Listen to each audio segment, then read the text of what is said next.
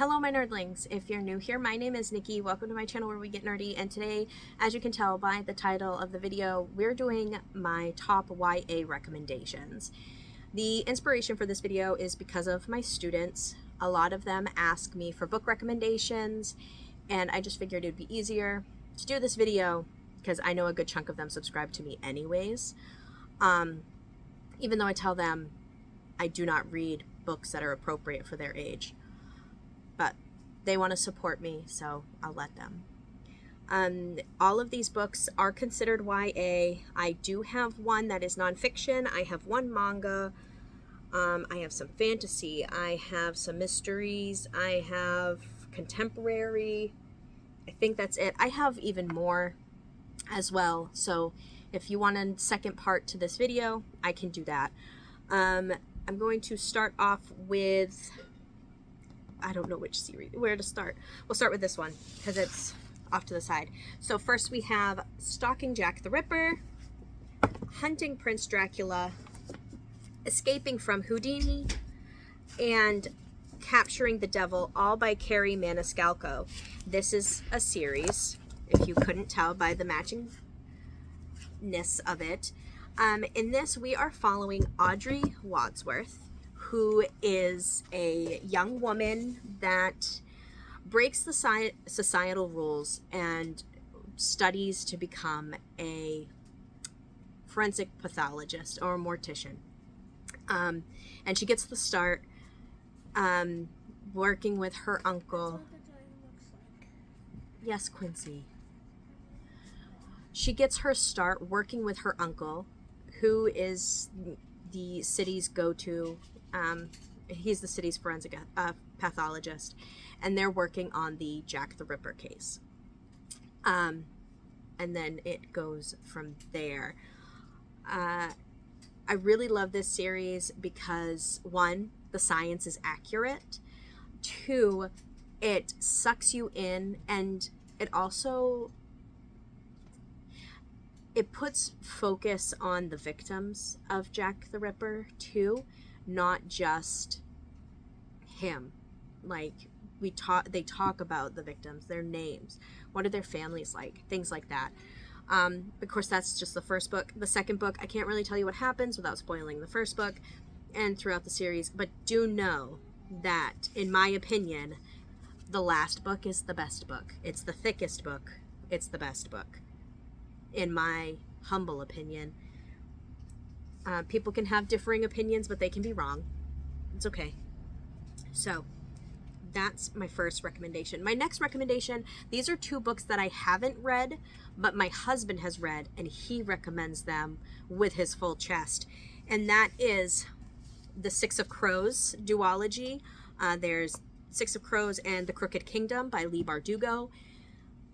This is following Kaz Brekker and his clan of people, well, group, his found family, and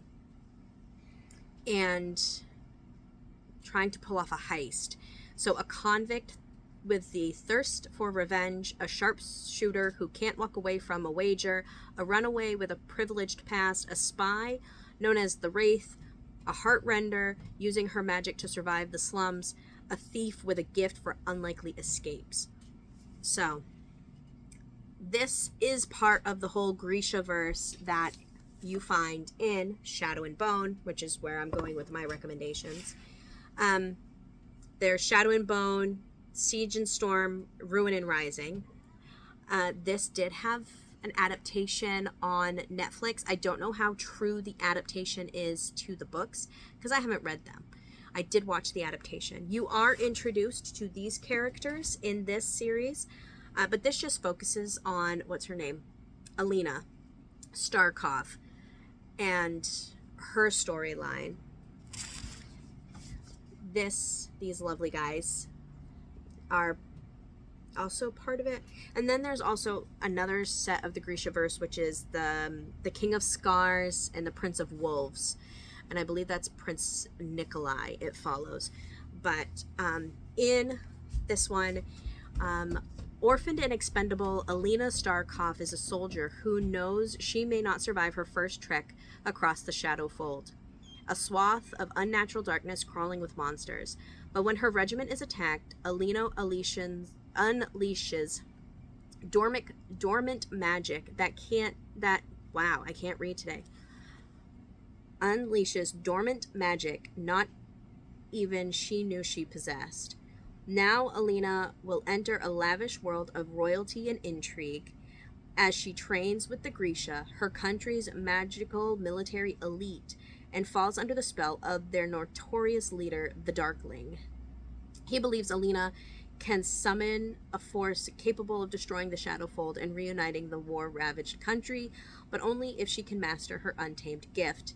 As the threat to the kingdom mounts and Alina unlocks the secrets of her past, she will make a dangerous discovery that could threaten all she loves and the very future of her nation. So, there's those two. Let's keep with series. These are standalones. The next series, these I don't have the dust jacket for because I bought them used on, I want to say, thrift books. And they came in pretty bad shape. But we have Magnus Chase and the Sword of Summer by Rick Riordan. Magnus Chase and the Hammer of Thor. And then Magnus Chase and the Ship of the Dead. So this is book 3, 2, and 1. Rick Riordan, of course, you know, the father to, well, not technically the father to Percy Jackson, but the author of Percy Jackson. This is his take on Norse mythology. So we're talking, you know, Thor, Loki, Odin. Why can't I think of any of the other names? Frigg, Freya, Balder. Right? Balder's one of the gods. It's his take on Norse mythology. And I really enjoy this series because, one, it is Norse. I got into Norse mythology a few years ago and was intrigued by it. And so I like it for that reason. Second, it's set in Boston, which is really, really close to where I live. And there's disability rep. There is LGBTQIA plus rep. There's people of color rep. There is so, like, Rick Riordan handles these different representations and different teen situations really, really well. So I highly recommend that series. Next series, let's talk about the the manga Cells at Work. This is by Akane Shimizu. So Cells at Work, it's the characters in them are cells in the human body. So she is a red blood cell, he is a white blood cell, or commonly known as a neutrophil. Well, that's a science word, commonly known as a white blood cell. He's a neutrophil, and it's just the chapters are different parts about the body. Like there's pneumococcus, cedar pollen allergy, influenza, scrape wound, things like that. And it's just, I love this manga series. I think all of Cells at Work. I have almost finished Cells at Work Code Black, and then there's Cells at Work Baby. I use this in my biology class with my students. I've used it in microbiology. I've used it in anatomy. I have used it in health class because it is so accurate, and the way the anime, the way it's done, it just holds their attention, and it's really well explained. I love the art style. I'm trying to find one where we're not like, you know, just, I like the art style of this. I like how scientifically accurate it is. And it just gives a play on how to look at the body in a way that's understandable and digestible. I had a student flat out said, Mrs. Elliott, we've been learning about cells for 3 weeks now, and I didn't understand a thing until we watched Cells at Work. And so there's that. Also, my son absolutely loves the anime. He's 9. It's his all-time favorite anime. He watches it religiously over and over and over. Not the Code Black one, just the normal Cells at Work, because Code Black is... The person in Code Black doesn't take care of his body, so there's like references to alcoholism, STDs, things like that. So I don't recommend that for some ages. Some ages it would be fine. Probably 16 and up I would recommend, except don't start with volume 1, because volume 1 is wrapped in plastic, and those that do not know, if a manga is wrapped in plastic, that means there is explicit content inside. So, but you can still get the story and skip volume 1. Like, the chapters are just little snippets, right? There's not this whole overarching thing, really. Next, I'm going to say Iron Widow by Jiren J. Zhao. This is a sci-fi dystopian. I haven't read this. I will be honest with you. But the people that I know that have read this, like, this is one of their all-time favorite books. The concept of this story is like, what's that movie? The Great Wall, the really terrible one that came out a few years ago with Matt Damon, like the aliens are attacking, meets Darling in the Franxx, and kind of like Pacific Rim-y, like there's mechs, you fight the aliens kind of thing.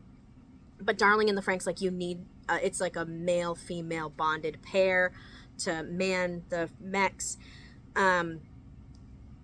It's just fantastic, right?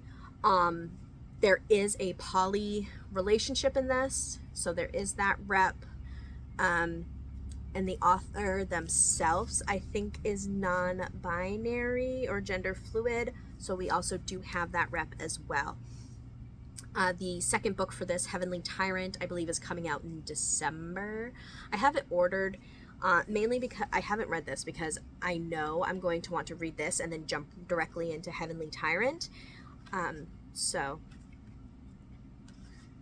I definitely recommend this strongly. That's contemporary. We'll skip that one. And it's a standalone. Standalones. The next series I have, it's a duology. You have Wicked Fox and Vicious Spirits by Kat Cho. The 4 people on the 2 covers are different people. So you have Gumi Young, Ji-hoon, and then Sumin and Juno, right? So you follow all 4 of these characters in both books. Just this book focuses more on these 2, where this book focuses more on these 2. In this one, Gumi Young is a gumiho, or a 9-tailed fox, a kitsune, and, consumes life force of men to survive. But Ji-hoon and her get tangled up somehow, and then it's how can she save him and him save her, and it's a very light romance, but definitely a heavy fantasy.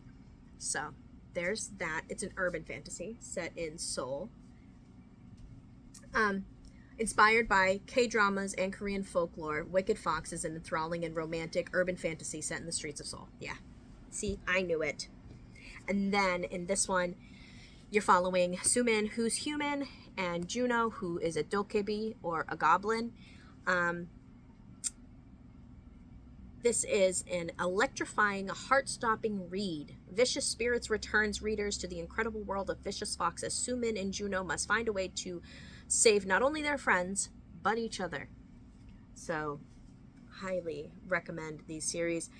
Like, I love these. If these were ever adapted into a K-drama or even a movie, I would be ecstatic.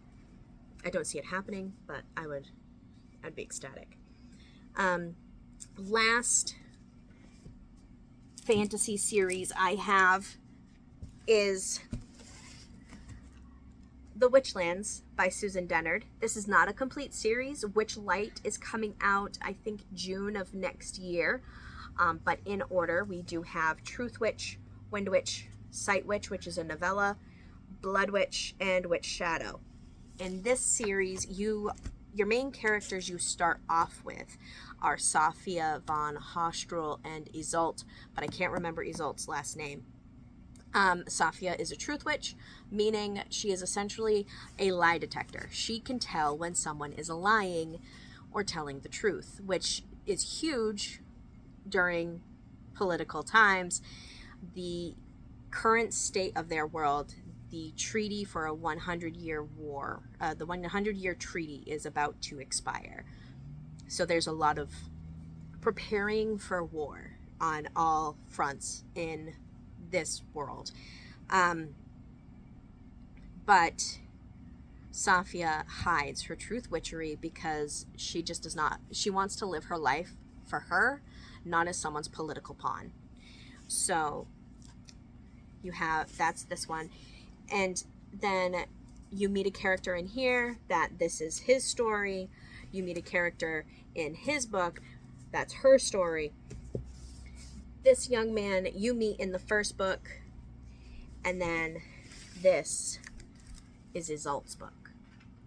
And if you can't tell how much I liked this book because of how much it's tabbed.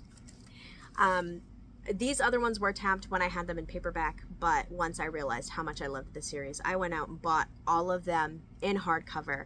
They're my all-time favorite. I'm even part of Susan Dennard's Discord channel where you can get there's book club stuff going on with other, what she calls den nerds, den nerds, like Nerds. So I love this series. It is like Avatar Avatar The Last Airbender, in the sense of they can manipulate things. There's Wind Witch, Air Witch, Blood Witch, there's Earth Witches, there's Void Witches, Thread Witches, there's so much. They are just, it's amazing. The amount of representation too, there is LGBTQ plus rep, there is trans rep, there is persons of color rep. Everything you could possibly want in these books is here. There's disability rep. But I love this series. I think I have 2 or 3 pages of typed notes of theories and as I'm reading little things that I'm trying to keep track of, because what Susan Dennard does when she writes this is she will distract you with her right hand while she's plotting something with her left, right? That's what she does, and she does a really fantastic job of it. So that's my all-time favorite book series.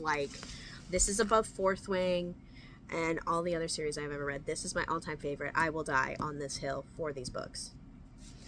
And then lastly, we have our standalones. We'll do fantasy standalones, a contemporary standalone, and then nonfiction. So first fantasy standalone we have is Warrior of the Wild by Tricia Levenseller. Tricia Levenseller got really, really big for her Daughter of the Pirate King series and the Shadows Between Us series. So this, I feel like, is one of her most underrated books. This is about a young girl named Rhaenyra, that when she becomes 18, partakes in this village challenge to become the next leader of the village. But her trial gets sabotaged and she gets banished from the village. And in order to come back to the village, she has to complete a task. And her task just happens to be killing a god. So I really, really, really recommend this series. I read this book in less than 24 hours. I started it in the morning and I finished it before bedtime that night. I recommended it to my husband. He was like, I don't know. And then it came out on Webtoon. He read the Webtoon version, really liked it. So Tricia Levenseller, we love her in this house. Next is probably one of my favorite Mulan retellings, and that is Reflection by Elizabeth Lim. This is a Disney twisted tale. So this is the concept that Mulan has to go to the underworld to save Captain Li Shang. you know that scene when they're on the mountain with the firework and there's the avalanche, and there's the fight between the Huns and Captain Li Shang, and like he gets hurt, but he comes out of it. This, we're not sure he comes out of it, right? So she has to go to the underworld and barter for his soul. The contemporary standalone I have is Once Upon a K-Prom by Kat Cho. This is the first book in a series. I know she put out a second one. I don't know the title of it. I haven't bought it yet, or it's coming out. I've been seeing some things on Instagram. The concept of this is she lives in the US and he used to be her best friend, and in kindergarten, what's his name, Robbie promises Alina that he'll take her to prom, but then he ends up joining a K-pop group. He becomes, you know, this really well-known idol, think BTS level popularity, but he comes back to take her to prom still. And so it's that kind of story. And lastly, the last book I have to recommend is a nonfiction. It is probably the first one on this list that I would suggest taking heed when you go to read it, because your mental health is important. And that is I Want to Die, But I Want to Eat Tteokbokki by Baek Se-hee. This is about a young woman coming to the realization she needs to go to therapy. And then she records her therapy sessions with her shrink, transcribes them, so writes them out, kind of like a script way. And then at the end of each chapter, there's a reflection that she goes through. I read this book, absolutely loved it. It's the first book I ever wrote in physically with a pencil. Like, there's some lines that if you grow enough self-esteem, when that happens, you may find you're no longer interested in aspiring to perfection or chasing some ideal. That's something her psychiatrist said to her, right? So, there are things all throughout this that I absolutely love. It had such an effect on me that I actually told my med manager for my ADHD and other disorders about. And she went out and read the book and asked where I related and what felt what fit between us. And so she used this to help understand me better, to treat me better. So I recommend this. There is a second one that has come out that is I Want to Die, But I Still Want to Eat Tteokbokki, that I have not read, but is on my TBR for this month. So those are my 1, 2, 3, 4, 5, 6, 7, 8, 9, 10, 11, 12, 13, 14, 15, 16, 17, 18, 19, 20, 21, 22. 22 book recommendations for my students. Like the video if you did. Comment down below if you'd like to see more, or if there's some videos, some books that you would recommend my students. Hit the subscribe button if you want to see more. Right? Did I say it? I don't know. Like the video if you did. Comment down below. Subscribe if you want to see more.